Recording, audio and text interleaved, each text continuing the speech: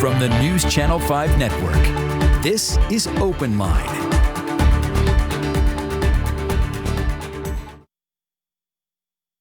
Hello, everyone. Welcome to OpenLine. Glad you are with us. It is Wednesday, July 29th. Schools here in Davidson County open next week, and we are continuing our look at going back to school safely. Very happy tonight to have with us the Commissioner for the Department of Education in Tennessee, Dr. Penny Schwinn. So she is joining us. We'll turn over here via Zoom, as all our guests do now, from her office, where you said you are 7 days a week now. I bet you are. Yes, sir. This is a busy, busy time. Thank you so much for being with us. Absolutely. Thank you for having me. So I'm sure people have a lot of questions. Obviously, people have a lot of concerns. We're seeing cases rising in almost every county across the state at unacceptable levels, according to the governor even. So cases are rising all across the state. Do you think we are ready to reopen schools in Tennessee? You know, I think that's the question of the day and will continue to be. Certainly, I think one of the important things to note is that every county, every part of the state is different. All of our districts are different. And so what might be good for Davidson County is not going to be the same for Pickett County. And those are just the two most recent districts that I've been in touch with today. Very, very different. And I think are opening with completely different plans, which is appropriate for their communities. But I think what's really important is that families, educators, staff, and the community are able to provide that feedback to their superintendent and school board so that those critical decisions can be made with all of the information and considerations in mind. Is there a point where you all would step in and give some guidance? I guess the critical thing to understand is it's really up to each individual school board. Is that right? That's right. That's right. How they go to school, whether they start out remotely, when they go back into classes. How much guidance do you give them, or even how much pressure is not the right word, but how much do you encourage them to do one thing or another, or how much guidance do you give them? Yeah, it's a really important question, and I will say pressure is the name of the game for many of our superintendents right now. But I think so. There's a number of things. So we've been talking a lot about safe and healthy schools, and then also strong, high-quality academics. So on the safe and healthy component, we've been working very closely with the Tennessee Department of Health related to guidance, looking at the CDC, the American Academy of Pediatrics, and then other state recommendations around what are some best practices. Distancing in classrooms, face masks, temperature checks, frequent washing of hands, sanitizing hands, hand sanitizer, et cetera. Those are all things that have gone out in a number of guidance documents and toolkits that the department put out. We most recently put out information on decision trees, and then certainly some information on PPE. On the academic side, which is much more about what the Department of Education does, we've put out a lot of guidance in partnership with the state board around minimum expectations if you are in a remote environment. And while certainly we think for vulnerable populations and certainly for our younger students, as much as we can start with in person and then go from there, if we have to go to remote, completely understand that the department will continue to support that. And we have districts, I think, as you know, 2 districts out of 147, but 2 big districts will start remotely, and that's their choice, and we will continue to support them with that choice in the same way that we'll support the other districts. So you have 147 school districts, and you're saying yes. Only 2 are going to start remotely, is that right? As of today, so information, as with this entire pandemic, information changes daily. We have a number of districts who have delayed their start as a way to make sure that they can be exceptionally prepared, give more support to their teachers, and then really get everything in place. But as of right now, we have 2 districts who will be starting remotely. We do expect to see some delayed start dates, as we've seen, and we are supporting those districts in their planning efforts and support them in their local decision, just like we are with the rest. So that's Davidson County, which is obviously a very, very large district. That's here in Nashville. What's the other district that's starting remotely?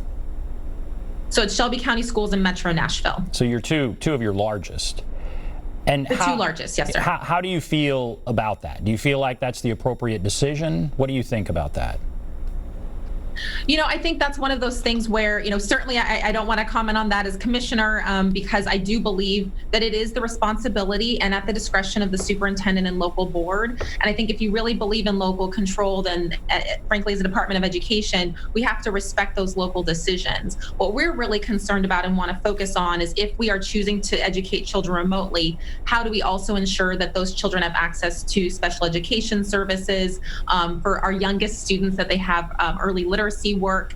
And then we also know that we are down as a state 27% in reporting of abuse cases. How are we making sure that we're doing those child wellness checks so that all of the things that we know our schools do, that we're able to still provide those services and critical services for students and families. And so certainly the districts are submitting what we call continuous learning plans. And those are plans that outline here's what instruction looks like when we are in a remote environment.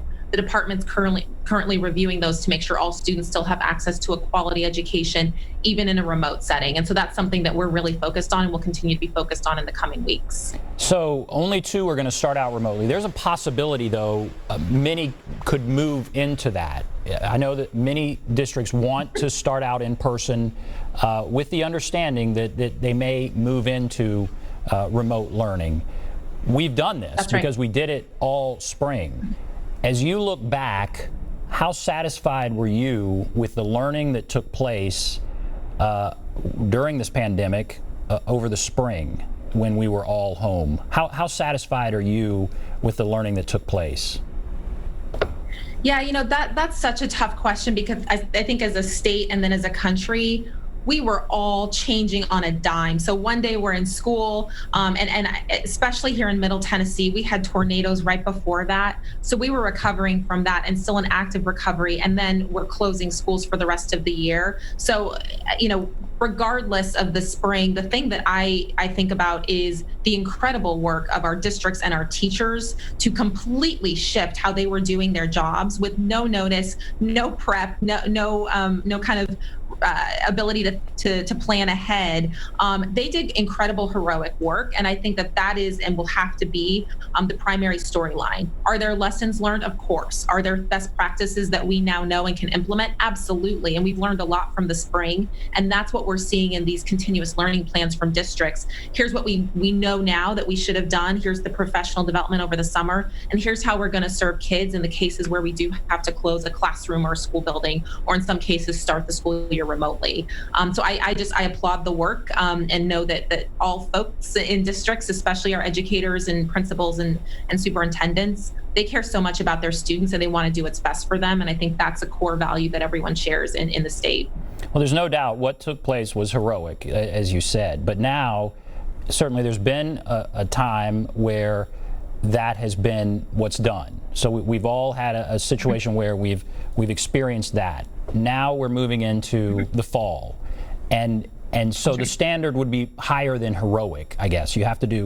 Kids have to learn, right? And how do you feel the state is prepared, should more classes have to be remote, that there will be learning taking place? Yeah, and so I think that's why this process that we're in now around the continuous learning plans, or I'll call them CLPs, that districts are submitting, we are looking specifically at the instruction that is happening. So how are students learning? What's the instruction they are getting? What is the work they're producing? And how are they getting feedback? Every district's doing it a little bit differently. We are encouraging that there is a remote option as well as an in-person option, so that families who either have health considerations at home, may not want to send their kids in an in-person environment. We do believe that families need to have those options and choice. And what we're seeing across the state is that the vast majority of our districts have a remote learning platform. We are also offering the same thing as a state for those very small districts or rural districts who can't afford or have the capacity to have that platform, and offering a lot of free resources to be able to support families in that. So I think I feel much more confident than I think some of our neighboring states around some of the things that we're doing here in Tennessee, because our districts are working closely together. We are working very closely with our superintendents, and based on the plans that we've approved so far, some really exceptional work has been done, and I feel nothing but complete pride for our districts and what they're doing for their kids. So many districts are going back. What should a district do, I guess, in the state's opinion, if there is a student or a teacher at a school that gets sick, what immediately should be done? Let's say, everybody goes there, there's not a case, then we find out little Johnny has COVID. What happens next? Yeah, sure. And so what we would expect is, let's say little Johnny, his parent, his aunt, his uncle, his neighbor, somebody calls and lets the school know this child has been tested positive. There's a protocol that's in place that was developed in partnership with the Department of Health to say, great, in that case, we see who the nearest contacts were for that student. It is likely if it is just the one student and that student has been in a self-contained classroom, that classroom will likely be closed and have remote learning for a period of 14 days, but that the rest of the school would actually continue if Johnny really was kind of in this very kind of separate setting. What we are trying to do, and I think what we've heard from the AAP and CDC, is to not make the grain size as generic as I think happened in the spring when we just didn't know that much about the virus. If we know more about the virus, which we do, we know that we can say, great, we can close down this classroom, but the classroom on the other side of the building can still continue. We don't need to disrupt the learning there in the same way, or frankly, the school on the other side of the county doesn't need to shut down because this one school had a case or two cases. So the grain size is a lot different, and we're trying to make sure that we're working very closely between the state health department and the local health department, working very closely with districts. I'll just say we had Dr. Fiskus on our superintendent call. We talked to superintendents 3 times per week and have for months. And so she's on the phone with them regularly, answering questions, walking them through protocols. But the only other thing I would want to highlight is the state put out an action planning protocol. And it actually walks through district action teams. Here's exactly what can happen. So you can go on our website and parents can see the state's recommendations for who gets called, what the processes are, and how quickly that should happen. So if one child gets sick, would every child in that classroom be tested, or you would just monitor every child in that classroom? And I thought, does the CDC recommend that every child get tested, or what about that issue? So from a testing perspective, if we have a child in a classroom, and let's pick a young grade where we know that they're naturally going to touch and there's nothing you can do about that. Little kids are little kids. I've got a bunch of them at home. So if you have, like, let's say a first grade classroom and you have a child who's tested positive, it is highly likely that what will happen is that classroom will actually quarantine in their individual homes. So from a testing perspective, if you're quarantined for those 14 days, then you're able to come back, and that would be the recommendation. Especially because we know that there's no way to test yourself out of that. Dr. Piercy says that a lot. Can't test yourself out of quarantine if you need to be. So that would be the recommendation. And we have a decision tree on our website that helps parents look through if we have one case, what does that mean if you have 2 cases, et cetera. Want to make sure that's super clear for folks out there. And so that means the school is going to look very different. That means no changing classes. And that's a good point for the little classroom. That may be the case. What about a high school classroom? Are they just not going to change classes at all? Are we going to really educate people? They're going to stay in one class and maybe just eat there, not go to the cafeteria. How is it going to look different? And is that something that is statewide? Yeah, that's a great question. So it is going to be district by district. Different districts are making different decisions. So I'll give 2 examples. There's a district where they are going to cohort their high schoolers. So the high schoolers might be in a classroom of 25, and they are with those same 25 students all day, and the teachers rotate into the classroom to make sure that they can essentially isolate students together in case there is a case. We have other schools where they are saying, you know what, we're going to actually distance the desks from one another and require masks in transition periods so that if students are close to one another, it helps to mitigate any spread. And that's, I think we're really encouraging spreading out those desks as much as possible, especially in the classroom. And then we have other districts where they will operate business as usual in terms of students will move from class to class as they normally would, and taking additional health precautions. All 3 of those models exist in the state. It depends on the district preference and certainly the feedback they've received from their community. We are, of course, encouraging that all health precautions possible, please take those. That includes kind of masks, washing your hands, hand sanitizer, disinfecting regularly, et cetera. And we also want to make sure that students are very clear about what the expectations are and why it matters. Children love their teachers and they love their families. And what I found to be true, whether you are a 5-year-old 5-year-old kindergartner or one of the big old tall 18-year-old high school seniors. They want to do what's right in their communities. And I think as they understand without being scared, they're willing to take those precautions themselves. And so we're encouraged by what we're hearing from our districts. So a lot of these things, as we've said, are really the responsibility of each individual district, right? And That's right. How much power do you have to come in and say, wait a minute, everybody here needs to be wearing a mask, or what's going on here strikes us as very dangerous? I mean, how much power do you have to come in and say, I really recommend or I mandate that you do this or that?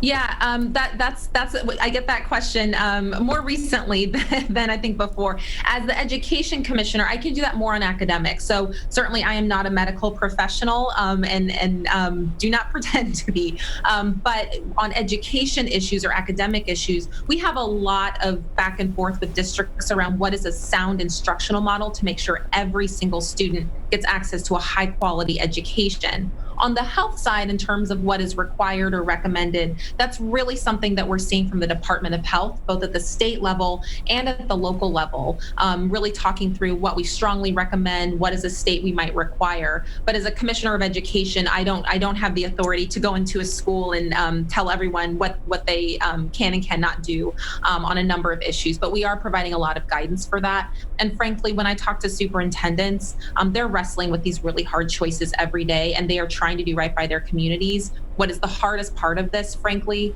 is that I do not actually think that there is a black and white right answer and wrong answer. We are living in a life of gray right now, and I think there are consequences to any decision that's being made. And that is a very weighty thing for many of our school leaders and our district leaders. And so I think that this is a really complicated conversation, and it's something that everyone's wrestling with. That's exactly right. I think that's exactly right. Yeah. We talked about the example of a child that tests positive, and you said there are several possibilities. And before I start taking calls here, what about if there's a teacher, and maybe the teacher's been in more than one part of the school, or an administrator, or that kind of thing? What is the protocol there? Yeah, so similar to students, let's say you're in a high school and you have a teacher who's moving or the students are moving into his or her classroom or traveling. It would be a similar protocol. The Department of Health is responsible for contact tracing. So they would do the same protocol that they would do in other circumstances. Have you had close contact for a certain period of time, and who are those folks? I mean, I think when you think about that, close contact for 10 minutes of time is actually quite a long time for a teacher if you think about how close we'd have to be to a student. And so we're really thinking through how do we help the health department do contact tracing. That is the responsibility of health, not of education, but we certainly are working very closely to provide guidance, to provide the information that they need to make those decisions. But we'll do the same thing, escalate it to the health department, and they'll take it from there. There's obviously concern among teachers. There was a die-in, an event here in Nashville. You probably saw it from teachers who are very concerned. What do you say to teachers that are concerned? How are you working with various teacher unions that have concerns? Again, is that part of what you do, or is that every individual district that has to do it? You know, what about the concerns teachers have? Yeah, I'll be just very candid, in the hardest part of this job, my job right now, are those very, very kind of personal stories, all of the individual people that I do feel responsible for. That includes certainly our students and staff and our teachers. And so as the sister of a classroom teacher, and my aunts, my uncles, my cousins, my mom is a retired teacher, all are going back to school this year. And so it's very personal to me as much as it is professional. And so when I think about what our educators are asking for, I've had the great privilege of speaking to a number of our teachers of the year. We've been able to look at a lot of the information that's coming in from teachers. And one of the most important things that we've heard for the last several weeks has been around making sure they have the equipment and resources necessary to keep their classrooms safe and healthy. The governor announced a $77 million investment for classroom kits for 80,000. That's more than every licensed teacher in the state, to be able to have a full year's supply of disinfecting wipes, hand sanitizer, masks, and gloves. We do not ever want teachers to pull out of their own pockets, especially for something like this. We know that happens all too often anyway. And so a year's supply, we're the only state that is offering that to every single classroom teacher for the entire year. There are 7 other states that are offering something, but we are offering it to every single one, plus those who rotate. And that is one way in which we are saying we heard a lot about those materials and resources and supplies, and here's the way that we're answering that. There was I think a list of kind of 3 or 4 bullets around this, and I think I'm very, very, very thankful that the governor invested so much money to give teachers what they deserve, frankly, going into the classroom. Have you heard about a large number of teachers retiring? And I worry about substitute teachers. I think that could be an issue as well. What about teachers retiring? Do we have any data on an abnormally large number retiring? And what about substitute teachers?